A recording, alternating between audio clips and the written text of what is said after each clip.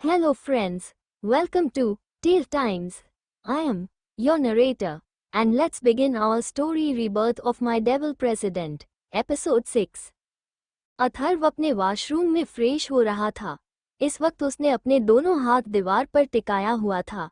पानी की बूंदें उसके बालों से गिरते हुए उसके एबीएस पर गिर रही थी, जिससे वो बहुत ज्यादा हैंडसम लग रहा था। थोड़ी देर बाद अथर्व अपने कमरे से निकला। इस वक्त वो एक बाथरोब में था। वो जाकर अपने बेड पर लेट गया और थके होने के कारण वो गहरी नींद में भी चला गया। नेक्स्ट डे, धान्या का घर। तुम समझ क्यों नहीं रहे हो? मुझे आज मॉल जाना है तो जाना है, तुम मुझे रोक क्यों रहे हो? धान्या ने ऋषभ के सामने चिल्लाते हुए कहा, जो इस वक्त अपने लैपटॉप में बिजी था। ऋषभ ने कामली कहा, तुम नहीं जाओगी? धान्या ने गुस्से में कहा, ऋषभ तुम मुझे गुस्सा दिला रहे हो, मुझे अद्विक के लिए कुछ जरूरी सामान भी लेने हैं। ऋषभ ने कहा, तो फिर किसी सर्वेंट या किसी बॉडीगार्ड को भेज दो, लेकिन तुम नहीं जाओगी। धान्या ने सुना तो पैर पटकते हुए चली गई। लगभग 1 घंटे बाद ऋषभ धान्या के पास ब्रेकफास्ट लेकर आया और कहा, लो ब्रेकफास्ट कर लो। नहीं, मुझे नहीं करना, धान्या ने गुस्से में कहा। ऋषभ ने गहरी सांस ली क्योंकि वो जानता था उसके सामने बैठी लड़की हद से ज्यादा ही जिद्दी है। ओक, तुम जा सकती हो, बट बॉडीगार्ड भी तुम्हारे साथ रहेंगे, ऋषभ ने हार मानते हुए कहा। ओक, धान्या ने कहा और ब्रेकफास्ट करके रेडी होने चली गई। आज उसने एक लेमन कलर की फ्रॉक पहनी हुई थी। उसके हाथ में एक बेबी ट्रॉली था जिसमें अद्विक बैठा हुआ था। बाय, धान्या ने कहा और कार की तरफ चली गई। उसने अद्विक को गोद में उठाया और कार में बैठ गई। वही एक बॉडीगार्ड ने जल्दी से बेबी ट्रॉली कार की पीछे वाली डिक्की में रख दिया। उसके जाते ही ऋषभ ने किसी को फोन करके कहा, एक्स्ट्रा केयरफुल रहना, कोई लापरवाही बर्दाश्त नहीं करूंगा। वही धान्या विंडो से बाहर न्यूयॉर्क की वादियों को देख रही थी, क्योंकि ऋषभ जल्दी उसे घर से बाहर जाने नहीं देता था। धान्या ने कुछ सोचते हुए कहा, आज कुछ तो अलग है इन हवाओं में, जैसे किसी अपने को महसूस करा रही है ये हवाएं। खैर, थोड़ी देर बाद उसकी कार एक मॉल के सामने रुकी, जो बहुत ही बड़ी थी। बाहर ग्लासेस लगी हुई थी। धान्या ने वापस अद्विक को बेबी ट्रॉली में बिठाया और अंदर चली गई। बॉडीगार्ड भी उसके पीछे पीछे आने लगे। तो धान्या ने चिढ़ते हुए कहा, दूर ही रहो, दूर से ही मुझे प्रोटेक्ट करना, मैं कहीं भागी नहीं जा रही हूँ। उसकी बात सुन बॉडीगार्ड ने हाँ में सिर हिलाया, तो धान्या वही खड़े होकर सामान देखने लगी। वो घूम रही थी। तभी वो लिफ्ट से होते हुए फर्स्ट फ्लोर पर चली गई, पर फर्स्ट फ्लोर का बटन प्रेस करने के चक्कर में उसने सबसे लास्ट फ्लोर का बटन प्रेस कर दिया। थोड़ी देर बाद जब लिफ्ट रुकी और धान्या बाहर निकली, तो एक बॉडीगार्ड ने उसे रोकते हुए कहा, मैम आप अंदर नहीं जा सकती, ये पूरा फ्लो खाली है। यहाँ एक बहुत बड़ी मीटिंग चल रही है, सो किसी का आना अलाउ नहीं है। धान्या ने सिर झुकाते हुए कहा, ओह सॉरी, मैं यहाँ मिस्टेक से आ गई। वैसे मैं जान सकती हूँ कि किसकी मीटिंग चल रही है? बॉडीगार्ड ने मुस्कुराते हुए कहा, हम यहाँ एआर ग्रुप ऑफ इंडस्ट्रीज के सीईओ की मीटिंग चल रही है, अथर्व रस्तोगी। उसकी बात सुन धान्या एक पल के लिए सुन पड़ गई। वो जल्दी से लिफ्ट में वापस आ गई और नीचे चली गई। इस बार वो 4th फ्लोर पर थी और शॉपिंग कर रही थी। अद्विक की ट्रॉली वहीं रखी हुई थी कि एक औरत हड़बड़ी में जाने लगी और अद्विक की ट्रॉली की व्हील से उसका पैर लग गया। धान्या शॉपिंग करने में इतनी बिजी थी कि उसे पता ही नहीं चला कि अद्विक की ट्रॉली खुद चलकर स्टेयर्स की तरफ जा रही है और वो कभी भी गिर सकता है। तभी एक बॉडीगार्ड की नज़र अद्विक पर गई। वो जोर से चिल्लाया, मैम। धान्या ने पीछे पलटकर देखा तो वहां अद्विक नहीं था। उसकी नज़र स्टेयर्स की तरफ जाने वाली अद्विक की ट्रॉली पर गई। जब धान्या ने ये सब देखा तो उसकी चीख निकल गई, अद्विक। वो भागते हुए स्टेयर्स की तरफ जाने लगी। सारे बॉडीगार्ड भी भाग रहे थे, पर वो इतनी दूर थे कि चाहकर भी उन दोनों के पास नहीं पहुंच पाते। तभी ट्रॉली सीढ़ियों से गिर गई। धान्या ने देखा तो उसके पैर वहीं रुक गए। धान्या भागते हुए अद्विक के पास आई, जो इस वक्त एक आदमी की गोद में था। वो शख्स धान्या को देखकर तो जैसे जम ही गया था। धान्या के चेहरे पर इस वक्त मास्क लगा हुआ था और उस शख्स के चेहरे पर भी इस वक्त दोनों की बस आंखें ही दिख रही थी। धान्या ने अद्विक को उसकी गोद से लिया और अद्विक के पूरे चेहरे को चूमते हुए बोली, अद्विक मेरा बच्चा, आप ठीक हो ना? बेबी, मम्मा को माफ कर दो, वो अच्छे से आपका ख्याल नहीं रख पाई। फिर उस शख्स को देखते हुए बोली, थैंक यू सो मच, आपने मेरे बच्चे की जान बचा ली। वक्त रहते हुए इसे उस ट्रॉली से निकाल लिया, वरना पता नहीं क्या हो जाता।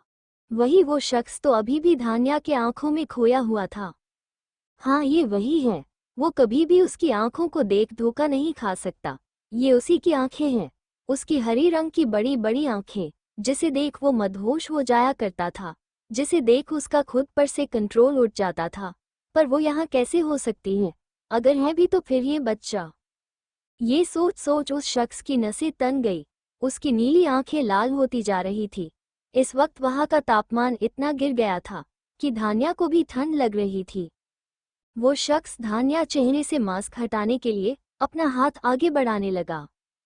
उस शख्स ने जैसे ही धान्या के चेहरे से मास्क हटाने के लिए हाथ बढ़ाया, तो किसी ने धान्या का हाथ पकड़कर खींच लिया और उसे अपने साथ ले गया।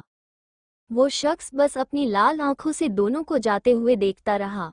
उस शख्स ने उस आदमी के चेहरे को भी ढंग से नहीं देखा था, क्योंकि उसने मास्क पहना हुआ था और उसका भी पूरा ध्यान धान्या पर ही था। वो शख्स ने जैसे ही दोनों की तरफ अपना कदम बढ़ाया, पीछे से रॉबिन ने रोकते हुए कहा, प्रेसिडेंट, आप यहाँ क्या कर रहे हैं? डीलर्स आपका वेट कर रहे हैं। अथर्व ने गुस्से में उसे घूरा, फिर पीछे मुड़कर देखा, जहां धान्या और वो आदमी ओझल हो चुके थे। अथर्व ने गुस्से में रॉबिन का कॉलर पकड़ते हुए कहा, मुझे यहाँ की सीसीटीवी 2 मिनट में चाहिए। रॉबिन ने सुना तो पहले तो हैरान हुआ, फिर जल्दी से हाँ में सिर हिलाया। अथर्व ने झटके से उसे छोड़ा और अपने एससी टुटारा में बैठकर अपने पेंट हाउस निकल गया। उसकी आंखों के सामने बार बार धान्या की आंखें और अद्विक का चेहरा घूम रहा था। थोड़ी देर बाद वो अपने घर पहुंच गया और सीधा अपने कमरे में गया। कमरे में जाते ही उसने तोड़फोड़ करना शुरू कर दिया और चिल्लाते हुए कहा, नहीं, ऐसा नहीं हो सकता। अगर ऐसा हुआ तो मैं तुम्हें जान से मार डालूंगा। तुम मेरी थी और मेरी ही रहोगी। अथर्व ने अपना गन निकाला और अपने कमरे में लगे झूमर में शूट करते हुए कहा, तुम इतनी गिर जाओगी मैंने कभी नहीं सोचा था। पहले प्यार का नाटक किया, फिर शादी का नाटक किया, और अब दूसरे आदमी के बच्चे को जन्म भी दे दिया। भगवान से प्रार्थना करो जैसा मैं सोच रहा हूँ वैसा ना हो, वरना इसकी बहुत बड़ी कीमत चुकानी होगी तुम्हें। इस वक्त पूरे फर्श पर झूमर का कांच पड़ा हुआ था। अथर्व लगातार अपने गन से एक एक सामान को शूट करते जा रहा था। तभी कुछ सोचकर अथर्व ने अपना गन फेंका और अपना लैपटॉप खोला और देखा तो सीसीटीवी फुटेज रॉबिन ने सेंड कर दिया था। उसने उस वीडियो को ओपन किया और धान्या के चेहरे को जूम कर दिया, तो उसे एक बार फिर हैरानी हुई, इतनी सिमिलरिटीज कैसे हो सकती हैं? वही आंखें, वही हाइट, वही रंग, वो हूबहू धनुषी ही लग रही थी। अथर्व के दिल में आज बहुत दर्द हो रहा था। आखिर उसकी धनुषी इतनी बड़ी गेम प्लानर कैसे हो सकती हैं? उसने क्यों उसे चीट किया? आखिर क्या कमी रह गई थी उसके प्यार में? उसने तो कभी उसे तकलीफ भी नहीं दी थी, फिर उसने इतनी तकलीफ क्यों उसके नाम लिख दी? उससे प्यार करने की इतनी बड़ी सजा क्यों मिली उसे? क्यों? आखिर क्यों? अथर्व के दिलो दिमाग में जंग छिड़ चुकी थी। दिल कह रहा था, ये उसकी धनुषी नहीं है, उसकी धनुषी कभी उसे चीट नहीं कर सकती। वही दिमाग कह रहा था, ये धनुषी ही है, जिसने उसका बस इस्तेमाल किया और जब काम निकल गया तो ऐसे छोड़ दिया, जैसे वो उसके लाइफ में एडजस्ट ही नहीं करता हो। अथर्व खड़ा हुआ और एक अलमीरा के पास जाकर खड़ा हो गया। उसने उसे खोला और एक पासवर्ड डाला, जिससे उसके अंदर पड़ा एक बॉक्स खुल गया। उसने उसके अंदर से एक सामान निकाला, इसमें कुछ फोटोग्राफ्स और लेटर थे। अथर्व बस भावहीन नजरों से उन चीजों को घूरे जा रहा था। उसे समझ नहीं आ रहा था कि क्या करे, कैसे सच का पता लगाए, कैसे धनुषी को अपने पास लाए, जो अथर्व हमेशा, जितनी भी बड़ी मुसीबत क्यों ना हो, अपने माइंड गेम्स और काम नेचर से सब कुछ चुटकियों में हैंडल कर लेता था। आज उसे समझ नहीं आ रहा था कि क्या करे। आज जैसे उसका दिमाग भी उसका साथ नहीं दे रहा था। अथर्व ने खुद को शांत किया और किसी को फोन किया। दूसरी तरफ ऋषभ धान्या को लगभग खींचते हुए अपने कमरे में लाया और चिल्लाते हुए कहा, तुमसे मैंने कहा था मत जाओ, और तुम उस आदमी के साथ क्या कर रही थी? धान्या ने सुना तो घबराते हुए बोली, उसने अद्विक की जान बचाई है, इसलिए मैं बस उसे थैंक्स बोल रही थी। ऋषभ ने सुना तो गुस्से में उसके बाजू को पकड़ते हुए कहा, ओह, उसने क्या तुमसे कहा था कि आओ और मुझे थैंक यू कहो? तुम्हारी हिम्मत कैसे हुई किसी से बात भी करने की? धान्या ने गुस्से में कहा, ऋषभ तुम बहुत ज्यादा ही ओवर रिएक्ट कर रहे हो, मैंने कहा तो अद्विक। ऋषभ ने उसकी बात बीच में काटते हुए कहा, Advik Advik Advik, I don't care, मुझे उससे कोई फर्क नहीं पड़ता, मुझे बस तुमसे फर्क पड़ता है, धानु। ऋषभ ने धान्या के चेहरे को अपने हाथों में लेने की कोशिश करते हुए कहा। वही धान्या ऋषभ की बात सुन हैरान थी। आखिर इसकी हिम्मत कैसे हुई ऐसा कहने की? क्या अद्विक इसका बच्चा नहीं है? क्या इसे जरा भी उसकी फिक्र नहीं है? तुम साइको जैसे बिहेव करना बंद करो ऋषभ, इस वक्त तुम बिल्कुल पागलों की तरह बिहेव कर रहे हो, धान्या ने उसे झटकते हुए कहा। ऋषभ ने सुना तो पागलों की तरह हंसने लगा। वो इस बार किसी राक्षस की तरह हंस रहा था। उसने धान्या को अपने करीब खींचा और उसके होठों को छूने की कोशिश करने लगा। धान्या ने देखा तो हैरान हो गई। उसने जोर से उसे धक्का दिया, फिर अपने पैरों से उसे पैरों के बीचों बीच वार किया, जिससे ऋषभ की पकड़ उससे ढीली हो गई और मौका देखते ही धान्या उसे धक्का देकर वहां से भाग गई। ऋषभ ने जब उसे भागते हुए देखा तो पागलों की तरह चिल्लाते हुए बोला, जान, मुझे ऐसे छोड़कर मत जाओ, मैं तुमसे बहुत ज्यादा प्यार करता हूँ, जान मेरे पास आओ। ऋषभ को अब गुस्सा आ रहा था, वो आखिर कैसे उसे छोड़कर जा सकती है? जान आई लव यू, मुझे किस करो बेबी, ऋषभ ने वापस चिल्लाते हुए कहा, पर धान्या इस वक्त इतनी डरी हुई थी कि वहां से भाग गई थी। धान्या जितना हो सके उतनी तेजी से भागे जा रही थी और ऋषभ भी लड़खड़ाता हुआ उसके पीछे जा रहा था। वो भागते भागते घर से बाहर निकल गई थी। ऋषभ ने देखा तो उसे रोकने लगा। धान्या ने रोते हुए कहा, पता नहीं इस इंसान को क्या हो गया है, ये क्यों पागलों की तरह बातें कर रहा है? धानु रोको, ऋषभ ने चिल्लाते हुए कहा। दर्द के कारण वो लड़खड़ाते हुए गिर गया। दूसरी तरफ अथर्व अपने काम में बैठ वापस ऑफिस के लिए निकल गया था। उसके कान में इस वक्त ब्लूटूथ कनेक्ट था, जिससे वो रॉबिन से बात कर रहा था। प्रेसिडेंट आप प्लीज जल्दी आइए, आज एक बहुत बड़ी मीटिंग है, पूरे 500 करोड़ की डील है। अथर्व ने गुस्से में कहा, आ रहा हूँ, तुम्हें बार बार मुझे परेशान करने की जरूरत नहीं है। तभी अचानक अथर्व की कार एक झटके में रुक गई। अथर्व ने एक मुक्का स्टीयरिंग पर जड़ते हुए कहा, ओह शिट, सारी मुसीबत आज ही होनी है। Are you blind? अथर्व ने गुस्से में कार का डोर ओपन करते हुए कहा। अभी एक लड़की उसके सामने गिरी पड़ी थी, उसका चेहरा उसके बालों से कवर था। अथर्व ने जब उसे देखा तो एक पल के लिए उसके कदम ठहर गए। उसने गुस्से में चिल्लाते हुए कहा, अब हटो मेरे रास्ते से, यहीं पड़े रहना है क्या?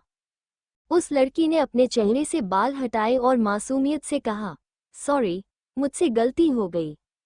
अथर्व ने जब सिर झुकाकर देखा तो अपनी भौहें चढ़ाते हुए कहा, तुम कौन हो? एनीवेज जो भी हो, हटो मेरे रास्ते से।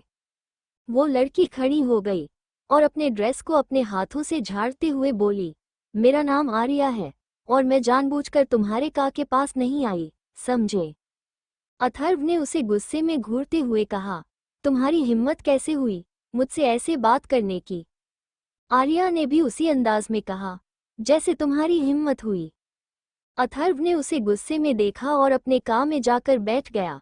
इन सब से अनजान की दो जोड़ी आंखें उन्हें ही एकटक देख रही हैं।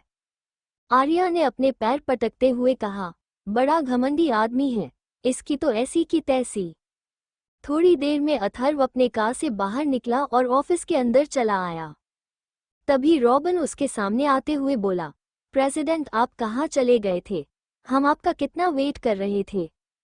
अथर्व ने एक गहरी सांस ली, जैसे अपने गुस्से को कंट्रोल कर रहा हो।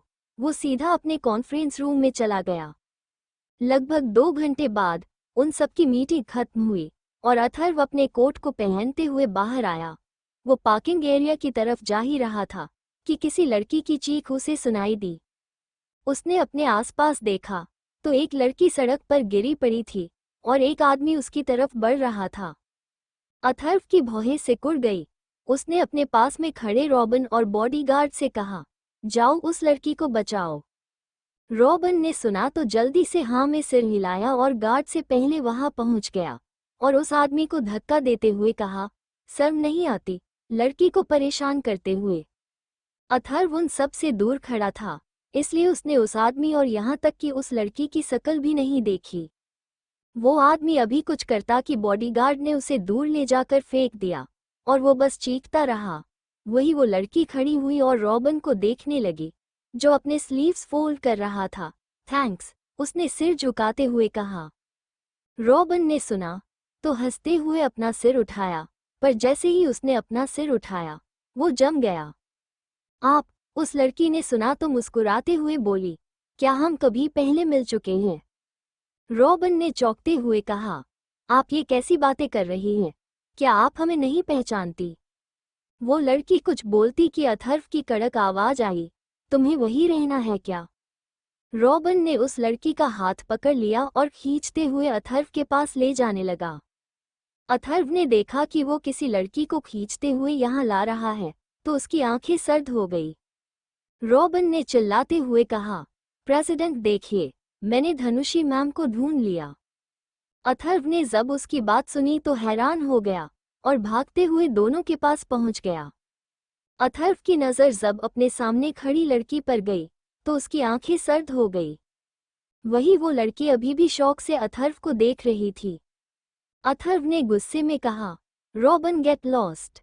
रॉबिन ने सुना तो हैरान हो गया, तो अथर्व ने गुस्से में कहा, तुम्हें सुनाई नहीं देता, जाओ यहाँ से। रॉबिन ना चाहते हुए भी बॉडीगार्ड के साथ चला गया। अब वहां बस अथर्व और वो लड़की ही खड़े थे। अथर्व ने उस लड़की की कमर को कसकर पकड़ लिया, जिससे उसने दर्द से अपनी आंखें मींच लीं। अथर्व ने उसके जबड़े को अपने दूसरे हाथों से कसते हुए कहा, बहुत दूर जाने का शौक ना तुम्हें? अगर मैंने तुमसे एक एक हिसाब नहीं ना लिया तो मेरा नाम भी अथर्व रस्तोगी नहीं। वो लड़की गुस्से में बोली, आखिर हो कौन तुम, छोड़ो मुझे। अथर्व के चेहरे पर एक तिरछी मुस्कुराहट आ गई। उसने अपनी पकड़ उसके गालों में कसते हुए कहा, ओह तो तुम इतनी जल्दी मुझे भूल गई, मिसेस रस्तोगी। उस लड़की ने दर्द से तड़पते हुए कहा, पागल हो क्या, मैं मिसेस रस्तोगी नहीं हूँ, मेरा नाम धान्या है। अथर्व ने उसके होठों पर काटते हुए कहा, तुम्हें क्या लगता है, तुम मुझसे झूठ बोलोगी तो मैं मान लूंगा?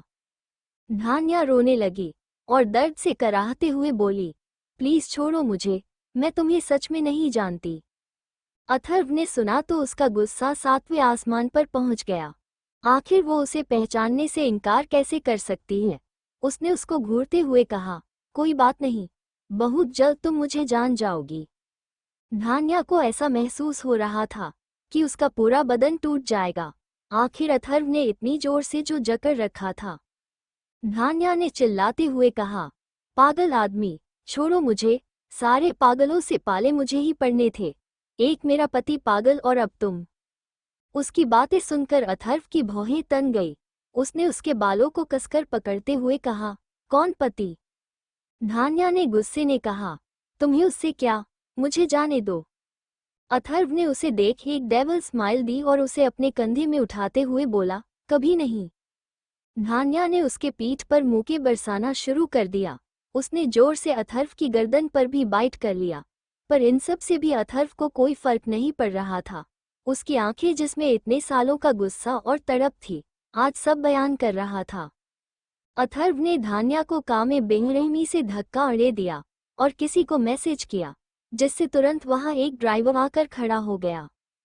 अथर्व धान्या के साथ बैठ गया। धान्या उसे ही गुस्से से घूर रही थी। उसने गुस्से में कहा, आखिरी बार बोल रही हूँ, मुझे जाने दो, मेरा बच्चा मेरा इंतजार कर रहा होगा। अथर्व ने धान्या की गर्दन को दबाते हुए कहा, शांत Mrs Rastogi, I don't care, वो तुम्हारा बच्चा नहीं है। धान्या ने सुना तो उसकी आंखें छोटी हो गई। ये कैसी बातें कर रहे हो तुम? वो मेरा बच्चा है। अथर्व ने उसके कमर को जकड़ते हुए कहा, जो भी है, मैं तुम्हें अब खुद से दूर नहीं जाने दूंगा। अगर मैंने तुम्हें खून के आंसू नहीं ना रुला दिया तो मैं भी यूरोप का किंग नहीं। थोड़ी देर बाद अथर्व की कार पेंट हाउस में रुकी। धान्या ने जब पेंट हाउस देखा तो उसकी आंखें फैल गई। अथर्व उसे खींचते हुए एक रूम में ले गया और जमीन पर धक्का देते हुए कहा, जल्दी अपने कपड़े बदलो और वो नौकरानियों वाले कपड़े पहनकर तैयार हो जाओ। तुम्हारे पास बस 5 मिनट हैं, इसके बाद तुम्हें पूरे घर का काम करना है। धान्या ने सुना तो तमतमाते हुए बोली, इतने पैसे क्या छाती में लाद कर ऊपर ले जाओगे? मेड रख लो, इतने पैसे भी नहीं हैं तुम्हारे पास। अथर्व ने उसके चेहरे के करीब जाते हुए कहा, डॉट you wasted 15 seconds, now get ready. ये बोल अथर्व वहां से चला गया। अथर्व अपने मास्टर बेडरूम में गया और अपना सिगार सुलगा कर पीने लगा। अथर्व ने जलते सिगार को देखते हुए कहा, इसी तरह तुम्हारी जिंदगी को जलाकर खाक कर दूंगा। You just wait and watch. लगभग 5 मिनट बाद अथर्व फ्रेश होकर नीचे आया। उसने देखा धान्या अभी तक नीचे नहीं आई है। ये देखकर उसकी आंखें लाल हो गई। वो ऊपर गया और डायरेक्ट उसके कमरे में घुस गया। इस वक्त धान्या अपनी ड्रेस की चेन लगा रही थी। अथर्व ने देखा तो अपने कदम उस तरफ बढ़ा दिए। धान्या को जब अपने ऊपर किसी की नज़रों की तपिश महसूस हुई तो वो झट से पलट गई और अपने सामने खड़े आदमी को देख उसकी चीख निकल गई। तुम? अथर्व उसके गर्दन पर उंगली फेरते हुए बोला, क्यों? तुम्हें किसी और का इंतजार था क्या? धान्या ने उसे दूर धकेलते हुए कहा, जाओ यहाँ से। उसका इस तरह खुद को दूर करना अथर्व के ईगो को हट कर गया। उसने झट से धान्या को पलट दिया और उसके पीठ पर अपने दांतों से वार करने लगा। जंगली आदमी, छोड़ो मुझे, धान्या ने रोते हुए कहा। अथर्व ने उसकी चैन लगाई और उसके कंधे पर अपना सिर टिकाते हुए बोला, ये तो अभी शुरुआत है, आगे आगे देखो होता है क्या। अब तुम्हारे आंसू मुझे सुकून देते हैं। ना अब तुम पहले वाली धनुषी हो और ना ही मैं पहले वाला अथर्व जो धनुषी के लिए बदल गया था। फिर धक्का देते हुए, जाओ पूरे घर की सफाई करो, एक जगह भी छूटनी नहीं चाहिए। उसके बाद मुझे डिनर करना है, मेन्यू मैं तुम्हें बता दूंगा। धान्या ने सुना तो रोते हुए चली गई और पूरे घर की साफ सफाई करने लगी। वहां सारी मेड्स उसे ही तरस भी निगाहों से देख रही थी। अथर्व का पेंट हाउस इतना बड़ा था कि उसकी सफाई करने में उसकी टाई फीस निकल गई। कुछ घंटे बाद उसने झाड़ू पोछा फेंका कि एक मेड आई और उसे मेन्यू देते हुए बोली, ये बना दो, प्रेसिडेंट के लिए तुम्हारे पास सिर्फ 1 घंटा है। धान्या ने चिढ़ते हुए वो मेन्यू लिया और पढ़ने लगी। वो जैसे जैसे पढ़ते जा रही थी उसका सिर घूमते जा रहा था। Hot dogs, baked pretzels, knish, egg Benedict, chopped cheese, doughnuts, black and white cookie, corn beef, vegetable soup, fruit salad और मिक्स फ्रूट जूस। धान्या के चेहरे पर पसीने की बूंदें उभर आई। उसने एक मेड से कहा, मुझे वेजिटेबल सूप, फ्रूट सैलेड और मिक्स फ्रूट जूस के अलावा और कुछ बनाना नहीं आता। मेड को दया आ गई। उसने कहा, आपको किचन में इन सारी डिशेस की रेसिपीज मिल जाएगी। वहाँ एक रेसिपीज का बुक है, आप देख सकती हैं। धान्या ने सुना तो फीकी मुस्कुराहट के साथ चली गई डिशेस बनाने। जैसे जैसे लिखा था वो वैसे वैसे करती जा रही थी। लगभग 2 घंटे बाद उसका डिनर रेडी हुआ। उसने एक नज़र सारी डिशेस पर डाली तो उसकी आंखें नम हो गई। इससे अच्छा तो वो ऋषभ था। मुझे इस तरह टॉर्चर तो नहीं करता था। मेरा बच्चा पता नहीं कैसा होगा। वही कोई और भी था जो धान्या की बात सुन आग बबूला हो रहा था। अथर्व गुस्से में उसकी तरफ बढ़ा और उसे किचन के प्लेटफॉर्म से सटाते हुए बोला, क्या कहा तुमने? वो ऋषभ मुझसे अच्छा है। कोई बात नहीं, तुम्हें मैं बताऊंगा कि मैं और कितना क्रूर हो सकता हूँ। एक तो पूरे 1 घंटे लेट हो और जुबान कैची की तरह चल रही है। धान्या ने जब उसकी बात सुनी तो उसकी आंखों में नमी तैर गई। अथर्व ने जब उसकी आंखों में आंसू देखे तो उसके दिल में टिस सा उठा। उसने उससे नजरें फेर ली और अपनी आंखें बंद करते हुए कहा, जल्दी डिनर सर्व करो। तुम्हारे पास बस 2 मिनट हैं। फिर वहां से चला गया। धान्या ने जल्दी से सारा डिनर डाइनिंग टेबल में लगा दिया।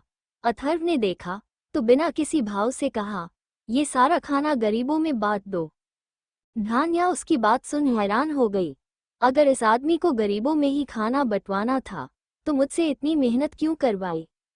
ये सब सोच सोच कर धान्या का चेहरा लाल होता जा रहा था। वो मुड़कर जाने लगी कि अचानक उसके कदम रुक गए। उसने पलटकर देखा तो अथर्व ने उसकी कलाई पकड़ रखी थी। अथर्व ने उसे घूरते हुए कहा, मैंने तुम्हें जाने को नहीं कहा, चुपचाप यही खड़ी रहो। धान्या सिर झुकाकर वही खड़ी हो गई। कुछ देर बाद एक मेड आई और अथर्व को डिनर सर्व करके चली गई जो उसने बनाया था। अथर्व ने एक नज़र उस खाने को देखा, फिर धान्या को जिसने अपना सिर झुका रखा था। अथर्व ने एक झटके से उसे खींचकर अपनी गोद में बैठा लिया, जिससे उसकी आंखें हैरानी से बड़ी बड़ी हो गई। अथर्व ने उसकी कमर को दबाते हुए कहा, अपने हाथों से खिलाओ मुझे। धान्या ने सुना तो तंज कसते हुए बोली, प्रेसिडेंट, नौकरों के हाथों से खाना नहीं खाते और ना ही उसे अपनी गोद में बिठाते हैं। अथर्व ने उसके जबड़े को कसते हुए कहा, no baby, you are my mistress. Dhanya ने सुना तो वो रोते हुए बोली, नो, आई एम नॉट। आप मेरे साथ ऐसा क्यों कर रहे हैं? Just shut up. अपना रोना कहीं और जाकर रोना और अभी चुपचाप मुझे खाना खिलाओ। धान्या ने सुना तो अपना मुंह फेर लिया। वही अथर्व ने जब उसे मुंह फेरते देखा तो उसने अपनी मुट्ठी कस ली और उसके गर्दन को दबाते हुए कहा, आज के बाद कभी मुझसे मुंह मत फेरना, वरना तुम्हारे लिए अच्छा नहीं होगा। छोड़ो मुझे, छोड़ो। धान्या जोर जोर से चिल्लाने की कोशिश करने लगी, पर जैसे उसकी आवाज़ उसके मुंह में ही घुट कर रह गई। अथर्व ने तुरंत उसके गले को छोड़ दिया और तुरंत एक गिलास पानी उसके होठों के पास ले जाकर बोला, ड्रिंक इट। धान्या ने बिना नखरे दिखाए पानी पी लिया और अथर्व के सीने में अपना सिर रख गहरी गहरी सांसें लेने लगी। अथर्व लगातार उसके पीठ को सहलाए जा रहा था। भले ही वो अपनी धनुषी को जितना भी दर्द क्यों ना दे, पर कहीं ना कहीं वो आज भी उससे बेइंतहा मोहब्बत करता था। धान्या ने सिसकते हुए कहा, तुम डेविल हो, मैं तुमसे कभी बात नहीं करूंगी, तुमने मुझे हर्ट किया। धान्या के मुंह से डेविल सुनकर अथर्व के होठों पर एक गहरी मुस्कुराहट तैर गई। वो झुककर धान्या को देखा, जो अभी भी उसके सीने से लगे सिसक रही थी। कहीं ना कहीं धान्या को भी अथर्व के साथ अपनापन महसूस हो रहा था, जो अपनापन उसने ऋषभ के साथ कभी महसूस नहीं किया था। अथर्व ने एक निवाला धान्या की तरफ बढ़ा दिया, पर उसने अपना मुंह नहीं खोला। ये देख अथर्व ने अपनी उंगलियों से धान्या की कमर प्रेस करते हुए बोला, खा लो, वरना मैं तुम्हें खा जाऊंगा। धान्या ने सुना तो जल्दी से अपना मुंह खोल दिया। अथर्व ने उसके मुंह में निवाला डाला और उसके गालों को चूम लिया।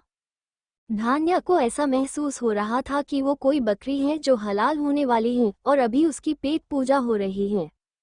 अथर्व ने धीरे धीरे करके धान्या को पूरा खाना खिला दिया और खुद भी खा लिया। उसने अपने हाथों को साफ किया और उसे अपनी गोद में उठा लिया। धान्या हैरानी से अथर्व को देख रही थी, जो अभी उसे बच्चों जैसे ट्रीट कर रहा था। अथर्व धान्या को अपने रूम में लाया और उसे छोड़ दिया, जिससे वो फर्श पर गिर पड़ी और दर्द से कराहने लगी। अथर्व अपने टोज पर बैठते हुए कहा, सो जाओ, तुम्हारे घर से तो ये फर्श ज्यादा महंगा और कंफर्टेबल होगा। धान्या ने अपनी कमर सहलाते हुए कहा, एक बार में मार दो ना मुझे, टॉर्चर क्यों कर रहे हो? एने चाहिए, इतनी जल्दी एने चाहिए, तुम्हें मारने में वो मजा एने चाहिए जो तुम्हें टॉर्चर करने में है। ये बोल अथर्व ने उसके होठों को बेरहमी से काट लिया, जिससे धान्या की चीख पूरे कमरे में गूंज उठी। अथर्व ने उसे एक नज़र देखा, फिर उसके गर्दन पर अपने होंठ रख दिया। उसके इस एक्शन से धान्या सिहर उठी और उसके चेहरे को पकड़ अपने गर्दन से दूर करने लगी, पर अथर्व के सामने थी तो एक छोटी चूहिया ही ना, थोड़ी देर में ही हार मान ली। अथर्व ने देखा तो उसके चेहरे पर एक अजीब सी स्माइल आ गई। वो खड़ा हुआ और अपने बेड में जाकर लेट गया। धान्या हैरानी से उसे देख रही थी। उसने अपने होठों को छुआ जिससे खून रिस रहा था। डेविल कहीं का, इसका बस चले तो पूरा खा जाएगा। धान्या ने उसे घूरते हुए कहा, पर इस वक्त अथर्व की आंखें बंद थी। धान्या को लगा वो सो गया है, तो वो भी फर्श पर ही लेट गई और हुए लॉकेट को छूते हुए बोली, मम्मा मिस यू बेटा। थोड़ी देर में धान्या गहरी नींद में चली गई। लगभग आधे घंटे बाद एक आदमी उसके पास आया और उसे अपनी गोद में उठा लिया। धान्या इस वक्त उस आदमी के बाहों में झूल रही थी और गहरी नींद में भी थी। धान्या इस वक्त बहुत गहरी नींद में थी। इस वक्त उसे जरा सा भी अंदाजा नहीं था कि वो किसी के बाहों में है। नेक्स्ट डे धान्या की आंखें खुली तो उसे अपने पैरों में कुछ गिला गिला महसूस हुआ। उसने जब नीचे देखा तो अपने सामने का नज़ारा देखकर चीख उठी। उसके सामने जैसे खून की नदियां बह रही थी। वहां 4 आदमी की लाशें पड़ी हुई थी। एक का तो सिर कहीं और था और धड़ कहीं और। ये सब देख उसकी जान जैसे हलक में अटक गई। उसने खुद को देखा तो वो एक चेयर से बंधी हुई थी और उसके शरीर में चारों तरफ सिकड़ा लिपटा हुआ था। उसने कसमसाते हुए कहा, खोलो, कौन लाया है यहाँ मुझे। तभी उसके कानों में भारी कदमों की आवाज़ पड़ी। इस वक्त धान्या एकटक फर्श को ही देख रही थी। उसकी नज़र उस इंसान के जूते पर पड़ी जो कटे हुए सिर को लात मारकर उसके पास ला रहा था। धान्या ने जब उस सिर को ध्यान से देखा तो उसकी आंखें फटी की फटी रह गई। उसने खुद से बुदबुदाते हुए कहा, ऋषभ। उसने अपनी आंखें बंद कर ली तो एक धारा आंसू उसके गालों पर लुढ़क गए। उस सामने खड़ा शख्स ये देखकर मुस्कुरा दिया और धान्या के पास बढ़ते हुए बोला, क्या हुआ बेबी, अपनी आंखें क्यों बंद कर ली तुमने।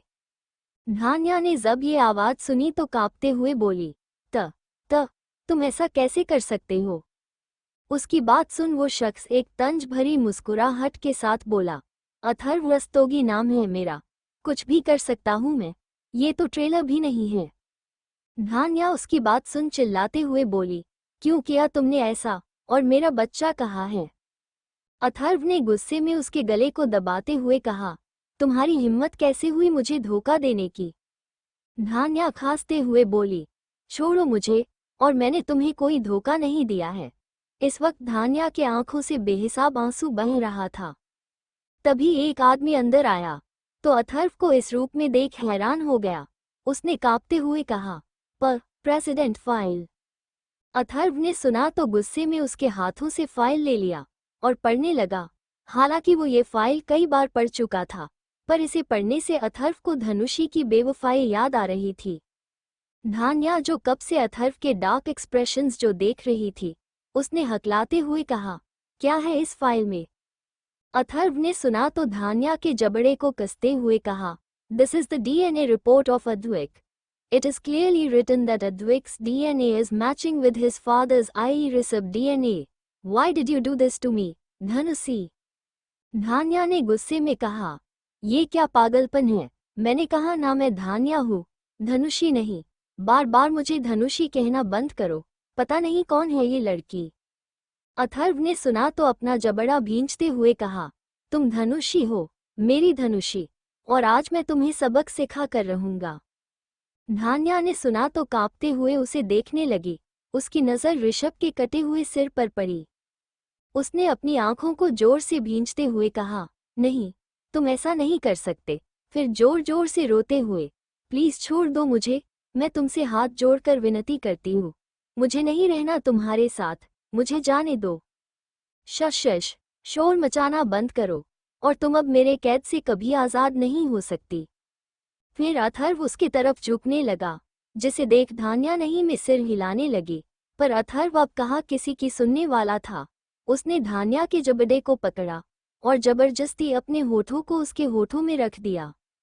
लगभग 0.20 मिनट बाद अथर्व उससे दूर हुआ। उसकी नज़र धान्या पर गई, जो ऑक्सीजन की कमी के कारण बेहोश हो चुकी थी और उसके होठों से खून भी निकल रहा था। अथर्व ने अपने अंगूठे से उसके होंठ में लगे खून को साफ कर दिया और एक बार दोबारा चूमकर उससे दूर हो गया। अथर्व ने उसके लट को उसके कानों के पीछे करते हुए कहा, I love you Dhanushi, I love you. फिर अथर्व ने धनुषी को सिकड़ से रिलीज किया और उसे अपनी गोद में उठा लिया और वहां कुछ दूर पर खड़े रॉबिन को बिना देखे हुए कहा, clean this mess, but don't touch the dead body of Rishabh, because I want to decorate his head and torso here, just like a showpiece. Robin ने सुना तो मन में घबराते हुए बोला, प्रेसिडेंट तो सच में डेविल बन गए हैं। ये क्या बोल रहे हैं? कोई किसी के सिर और धड़ को सजाता है क्या? ये शो पीस थोड़ी है। खैर, अथर्व वहां से जा चुका था। उसने धान्या को अपने SC टुटारा में बिठाया और अपने पेंट हाउस के लिए रवाना हो गया। अथर्व की नज़र अपने गोद में बैठी धान्या पर जा रही थी। बेहोशी की हालत में भी उसके चेहरे पर घबराहट साफ नजर आ रही थी। अथर्व ने थोड़े गुस्से में ड्राइवर से कहा, फास्ट। ड्राइवर ने सुना तो अपनी पूरी जान कार ड्राइव करने में झोंक दी। उसे अथर्व का अगला शिकार नहीं बनना था। थोड़ी देर बाद ड्राइवर ने अथर्व की साइड का डोर ओपन किया। अथर्व ने धान्या को अच्छे से अपनी गोद में उठाया और अपने कमरे की तरफ बढ़ गया। अथर्व स्टेयर्स से होते हुए जा ही रहा था कि धान्या को धीरे धीरे होश आने लगा। अथर्व ने धान्या को अपनी गोद में हिलते हुए देखा तो प्यार से कहा, उठ गई तुम। धान्या ने जब उसे देखा तो हकलाते हुए बोली, त तुम प्लीज छोड़ दो मुझे। अथर्व ने सुना तो अपनी आंखें बंद कर गहरी सांस लेते हुए कहा, नहीं। फिर अथर्व ने धान्या को बेड पर अच्छे से लेटा दिया। धान्या अभी भी भूत बने उसे ही देख रही थी। उसने नम आंखों से कहा, क्या किया है तुमने मेरे बच्चे के साथ? उसकी बार बार बच्चे वाली बात सुन अथर्व इरिटेट हो चुका था। उसने अपनी लाल आंखों से उसे घूरा, फिर एक झटके में उसके ऊपर आते हुए कहा, बच्चा चाहिए तुम्हें? कोई बात नहीं, मैं दूंगा तुम्हें बच्चा, लेकिन हमारा बच्चा। धान्या उसकी बात सुन कांप गई। नहीं, तुम ऐसा नहीं कर सकते। अथर्व ने सुना तो उसके हाथ को बेड पर प्रेस करते हुए बोला, हमारी शादी को 2 साल हो चुके हैं, बट अभी भी हमने फर्स्ट नाइट नहीं सेलिब्रेट किया। चलो आज करते हैं।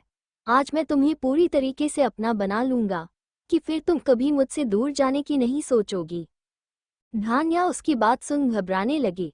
उसने जोर से अपनी आंखें बंद कर ली। लगभग 2 मिनट बाद जब उसे एहसास हुआ कि कुछ नहीं हो रहा है तो उसने अपनी आंखें खोल ली, पर उसने देखा अथर्व वहां था ही नहीं। उसने पलट कर देखा तो घबरा गई, क्योंकि अथर्व उसे ही घूर रहा था। अथर्व ने धान्या को अपनी बाहों में भींच लिया और अपने सर्द आवाज में कहा, किसी लड़की के साथ जबरदस्ती करना अथर्व रस्तोगी पर सूट नहीं करता। उसकी बात सुन धान्या उसे हैरानी से देखने लगी।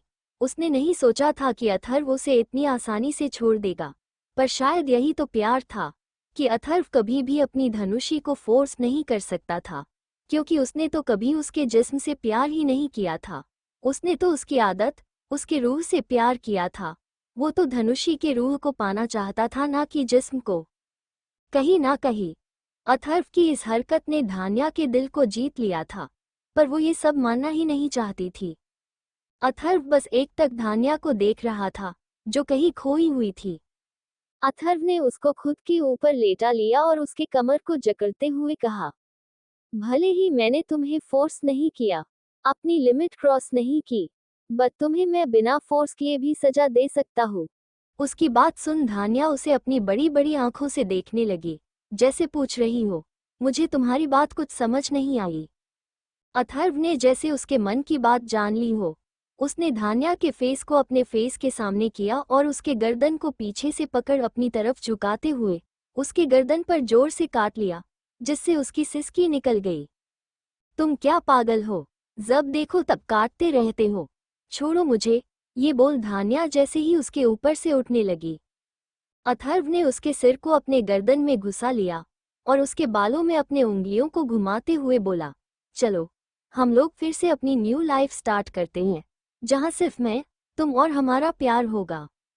धान्या ने सुना तो चिढ़ते हुए बोली, नेवर, तुम्हारे साथ मुझे एक पल भी बर्दाश्त नहीं होता। पूरी जिंदगी रहना तो दूर की बात है।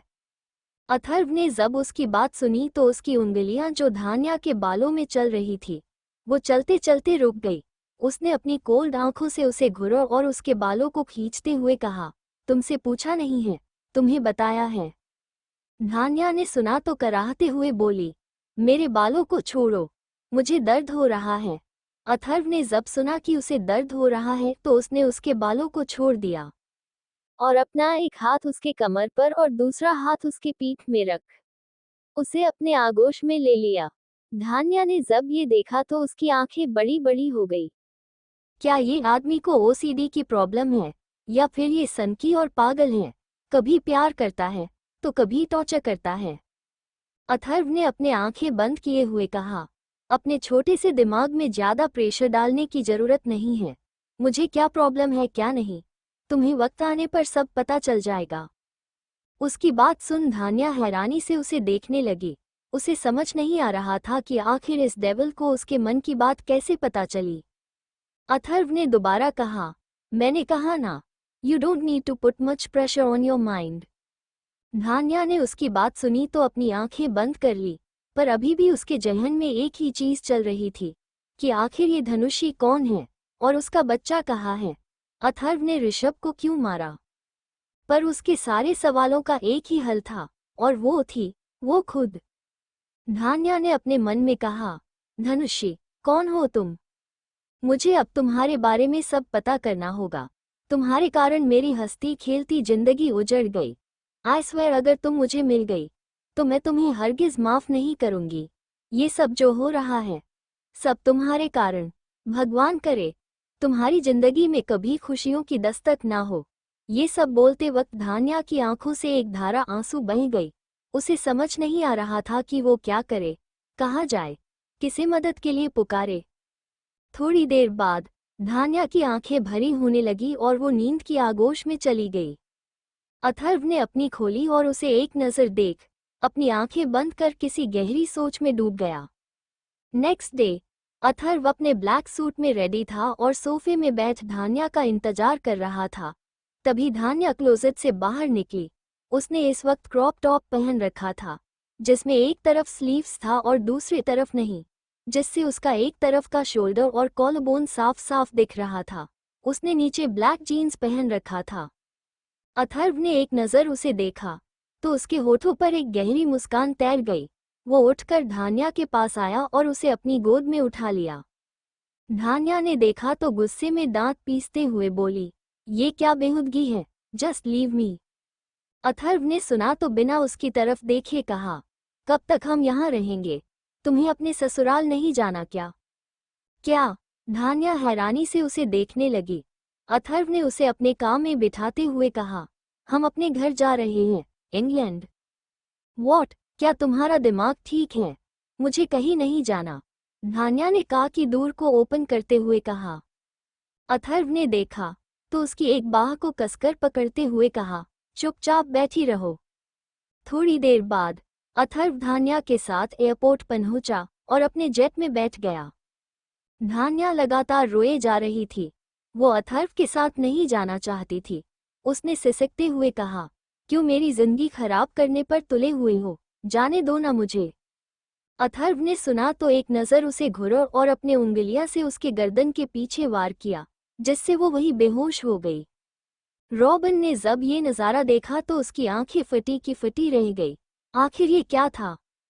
अथर्व ने एक चैन की सांस ली। लगातार धान्या के रोने से वो इरिटेट हो चुका था।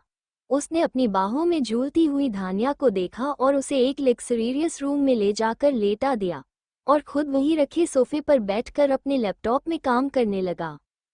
करीब 7 घंटे के सफ़र के बाद उनकी फ्लाइट लंदन, इंग्लैंड में लैंड की। अथर्व ने एक नज़र धान्या को देखा, जो अभी भी गहरी नींद में थी। अथर्व ने उसे अपनी गोद में उठाया और जेट से बाहर निकला। उसके बाहर निकलते ही बॉडीगार्ड ने उन दोनों को कवर कर लिया।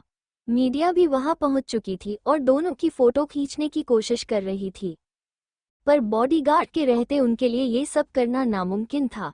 कुछ देर में अथर्व और धान्या के आने की न्यूज़ हर शहर, हर जगह की हॉट टॉपिक बन गई। थोड़ी देर में अथर्व की फरारी उसके विला में आकर रुकी। बॉडीगार्ड ने लोहे के बड़े से मेन गेट को खोला तो उनकी कार अंदर आई। धान्या को भी अब तक होश आ चुका था। वो बस लगातार विला को देखे जा रही थी। अथर्व अपने टैब में बिजी था, लेकिन उसका भी पूरा फोकस धान्या पर था। अथर्व धान्या का हाथ पकड़ उसको अंदर लेकर आया। धान्या को तो ऐसा महसूस हो रहा था कि वो स्वर्ग में आ गई है। तभी धान्या की नज़र हॉल में लगे एक बड़े से फोटो फ्रेम पर गई तो उसकी आंखें हैरानी से फैल गई। उसने उस फोटो फ्रेम की तरफ इशारा करते हुए कहा, या ये कैसे पॉसिबल है? या ये तो मैं हूँ। ये अथर्व और धान्या की वेडिंग सेरेमनी की फोटो थी। खुद को इस तस्वीर में देख धान्या बुरी तरह चौंक गई थी। धान्या अपने दिमाग में जोर डालने की कोशिश करने लगी, पर फिर भी उसे कुछ याद नहीं आ रहा था। अथर्व ने उसके पीठ को रब करते हुए कहा, काम डाउन, आई नो तुम अभी बहुत टेंस्ड हो। अथर्व ने धान्या को उसके कमरे में छोड़ा और मेड को उसके लिए कुछ खाने का लाने का बोल स्टडी रूम में चला गया, जहां रॉबिन उसका इंतजार कर रहा था। रॉबिन ने जब अथर्व को देखा तो सोफे से उठ गया। अथर्व ने उसे वापस बैठने का इशारा किया और अपने किंग चेयर में पैर पर पैर चढ़ाकर बैठ गया। इस वक्त अथर्व इमोशनलेस लग रहा था। उसने अपना सिगार जलाया और अपने होठों से लगाते हुए बोला, how is Advik now? President, he is fine, but I think he Mrs ma'am, robin ने अपना सिर झुकाते हुए कहा। अथर्व ने एक गहरी सांस लेते हुए कहा, डोंट वरी, उसे धनुषी से दूर रहने की आदत पड़ जाएगी एंड वन मोर थिंग, उसे किसी चीज की कमी नहीं होनी चाहिए। उसकी बात सुन रॉबिन ने हाँ में सिर हिला दिया। तभी अथर्व ने कुछ सोचते हुए कहा, ऑक बट अभी 15 मिनट में डॉक्टर्स की टीम चाहिए। I want to check Dhanushi, I think she forgets everything. Robin ने सुना तो जल्दी से हाँ में सिर हिला दिया। अथर्व उठ गया और अपने मास्टर रूम में चला गया। उसने देखा धान्या वहां नहीं थी। अथर्व की आंखें अचानक छोटी हो गई। तभी वॉशरूम का डोर ओपन हुआ और धान्या बाहर आई। इस वक्त उसने अथर्व की एक वाइट शर्ट पहन रखी थी, जिसमें वो किसी खरगोश की तरह लग रही थी, क्योंकि शर्ट का स्लीव्स धान्या के पुर हाथ को कवर कर रहा था और उसका शर्ट धान्या के नीज से थोड़ा ही ऊपर आ रहा था। शर्ट के एक साइड से उसका कंधा लूज होने के कारण गिर चुका था। अथर्व ने उसे एक नज़र देखा, फिर उसकी तरफ अपना कदम बढ़ाते हुए बोला, मम, क्या तुम्हें मेरी शर्ट इतनी पसंद आ गई? अगर तुम कहो तो मैं ऐसा 100 पीसेस तुम्हारे लिए ऑर्डर कर देता हूँ। धान्या हकलाते हुए बोली, ऐसा कुछ नहीं है, मुझे बस फ्रेश होना था, इसलिए तुम्हारी शर्ट पहनी है। मुझे तुम्हारी शर्ट नहीं पसंद।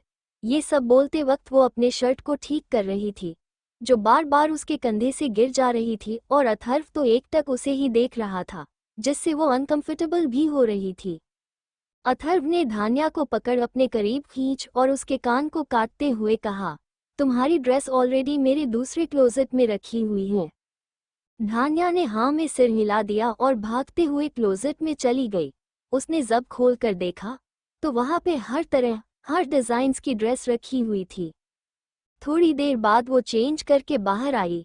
उसी वक्त अथर्व भी वॉशरूम से बाहर आया। थोड़ी देर में उनके दूर पर नॉक होने लगा। धान्या ने खोला तो वहां पूरी डॉक्टर की टीम और रॉबिन खड़ा था। अथर्व ने उन सबको अंदर आने का इशारा किया। अथर्व ने धान्या को बेड पर बिठाया और डॉक्टर को चेक करने को कहा। एक फीमेल डॉक्टर आगे आई और धान्या को चेक करने लगी। धान्या तो अभी भी कंफ्यूजन में सबको देखे जा रही थी कि आखिर इतने सारे डॉक्टर यहाँ क्यों आए हैं। उसे तो कोई प्रॉब्लम भी नहीं है। नेक्स्ट डे अथर्व अपने स्टडी रूम में बैठा कोई फाइल बहुत ध्यान से पढ़ रहा था। इस वक्त उसकी आंखें काली हो चुकी थी। सामने बैठा रॉबिन थर थर कांप रहा था। उसकी कुछ बोलने की हिम्मत ही नहीं थी। उसे ऐसा लग रहा था कि किसी ने उसे भूखे शेर की गुफा में छोड़ दिया है। उस कमरे का तापमान भी काफी ठंडा हो चुका था। रॉबिन का रोने का मन कर रहा था कि इस जन्म में वो ही अथर्व का असिस्टेंट क्यों बना। उसे ही हमेशा अपने जान को जोखिम में डालना पड़ता था, और एक तो अथर्व का ऑरा बिल्कुल नर्क वाली फीलिंग्स दे रहा था। अथर्व ने एक डेविल स्माइल किया और उसने सोफे से अपना सिर टिकाते हुए कहा, आई नो कि धान्या ही मेरी धनुषी है, और वो बच्चा भी मेरी धनुषी का नहीं था। धनुषी की डीएनए अद्विक से मैच नहीं हो रही है, लेकिन ऋषभ से मैच हो रही थी। इसका मतलब अद्विक धनुषी का बच्चा नहीं, बल्कि किसी और का बच्चा है। रॉबिन ने सुना तो हैरानी से पूछा, बट आप कैसे इतने कन्फर्म थे कि अद्विक मैम का बेटा नहीं ही होगा? अथर्व ने उसकी बात सुनी तो अपनी सर्द आंखों से उसे घूरते हुए कहा, अद्विक 1.5 साल का है, यानी 1 साल 6 महीना, और धनुषी को मुझसे दूर हुए 2 साल हुए हैं। और एक लेडी अपने बच्चे को 9 महीने तक अपनी कोख में रखती है, ना कि 6 महीने। अब ऐसा तो नहीं है ना ही धनुषी जब मुझे मिली थी तब वो 3 months प्रेग्नेंट थी। It's a common sense. उसकी बात सुन रॉबिन ने अपने सिर पर चपत लगाते हुए कहा, प्रेसिडेंट ये तो मैंने सोचा ही नहीं था। वो ऋषभ कितना बड़ा गेम खेल गया। अथर्व ने सुना तो मुस्कुराते हुए बोला, वो ऋषभ नहीं था, बस ऋषभ बनने का ढोंग कर रहा था। और वैसे भी धनुषी सिर्फ मेरे बच्चे को जन्म दे सकती है, सिर्फ मेरे बच्चों को। रॉबिन ने सुना तो उसका मुंह खुला का खुला रह गया।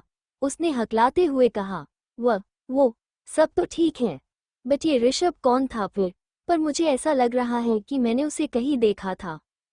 अथर्व ने बिना किसी भाव से कहा, याद करो, इंडिया। रॉबिन ने इंडिया सुना तो अपने दिमाग में जोर डालने लगा। तभी अचानक उसके माइंड में कुछ हिट किया। ओह माय गॉड, ये तो। अथर्व ने उसकी बात बीच में काटते हुए कहा, हम ये वही हैं। उसने धनुषी को बहुत हाई डोज की पिल्स देकर उसकी याददाश्त मिटाने की कोशिश की थी। वेडिंग के दिन उसने धनुषी को किडनैप कर लिया था, और वो फोटोज और लेटर्स जिसमें धनुषी और उसकी इंटीमेट फोटोज थी, सब झूठ था। मैंने पहले उस फोटोज और लेटर्स को इंडिया में चेक करवाया कि वो सही है या नहीं, पर उस टाइम मुझसे कहा गया कि वो सही है। वो आदमी उस इंसान का खरीदा हुआ था। आज मैंने यहाँ फिर उस फोटोज और लेटर्स को चेक करवाया, बट यहाँ मुझे बताया गया कि वो सब फेक था, और वो हैंडराइटिंग भी धनुषी की नहीं थी। वो कॉपी करने की कोशिश की गई थी, जिसमें उसने लिखा था कि वो किसी और से प्यार करती है, और ये शादी बस उसका एक ड्रामा था, और भी बहुत कुछ। रॉबिन ने सुना तो अपनी आंखें चौड़ी करते हुए कहा, तो फिर उस इंसान का क्या जिसने आपसे झूठ बोलने की कोशिश की? अथर्व ने सुना तो उसकी भौहें तन गई। उसने रॉबिन को घूरते हुए कहा, तुम क्या सच में इतने बेवकूफ हो, या फिर बेवकूफ बनने का दिखावा कर रहे हो? रॉबिन ने सुना तो कहा, मतलब? अथर्व ने कहा, उसने मुझे धोखा दिया, इसलिए उसकी आंखों में गरम लोहा डाल दिया और जीभ भी कटवा दी, और फिर उसके टुकड़े टुकड़े कर उसे कुत्तों को खिला दिया, ताकि उसे पता चल सके कि झूठ भी देखकर ही बोलना चाहिए। उसने मुझसे झूठ बोलकर बहुत बड़ी गलती कर दी। रॉबिन ने सुना तो डरते हुए बोला, तो अब क्या? हम धान्या धनुषी मैम को कैसे सच बताए कि वो आपकी वाइफ हैं? अथर्व ने सुना तो अपना सिगार जलाकर होठों से लगाते हुए कहा, मुझे फर्क नहीं पड़ता कि वो मुझे अपना क्या मानती है, लेकिन वो रहेगी तो मेरे साथ ही। रॉबिन ने सुना तो हाँ में सिर्फ हिलाते हुए बोला, आई नो प्रेसिडेंट, बट उन्हें ठीक करने के लिए कुछ तो करना ही होगा। कब तक वो धोखे में रहेगी? अथर्व ने सुना तो बस हम ने सिर हिला दिया और कुछ सोचकर बोला, उसका अच्छे से ख्याल रखना, मुझे वो जिंदा ही चाहिए। मैं उसे तड़पाना चाहता हूँ, मारने में वो मजा और सुकून नहीं जो तड़पाने में है। रॉबिन ने सुना तो हंसते हुए बोला, प्रेसिडेंट, वो हमारी कैद में ही है, उसकी गुनाह बहुत बड़ी है, तो सजा भी तो बड़ी ही मिलनी चाहिए। लेकिन धनुषी मैम वो तो अभी भी धोखे में ही है। अथर्व ने सुना तो बिना किसी भाव से कहा, हम उसे धोखे में ही रहने दो, वरना वो मेरे काम के बीच आ जाएगी, और ये मैं कभी बर्दाश्त नहीं करूंगा। रॉबिन ने सुना तो जल्दी से हाँ में सिर हिला दिया। अथर्व ने आगे कहा, मिस्टर जेम्स छथेना से मीटिंग फिक्स करो, I want to meet him. और हमारी इंडिया की बिजनेस भी एक बार चेक करो कि सब ठीक से हो रहा है या नहीं। उसकी बात सुन रॉबिन ने फिर से हाँ में सिर हिला दिया। अथर्व खड़ा हुआ और वहां से जाने का इशारा किया। उसका इशारा पाकर रॉबिन खुशी से फुले नहीं समाया और वहां से 9-2-11 हो गया। To be continued. Thank you for joining me on this storytelling journey. If you enjoyed today's story, make sure to give this video a thumbs up and share it with your friends. Don't forget to hit the subscribe button and the bell icon so you never miss an update. We have many more exciting stories coming your way, and trust me, you won't want to miss them. Until next time, keep dreaming and keep believing in the magic of stories. See you in the next video.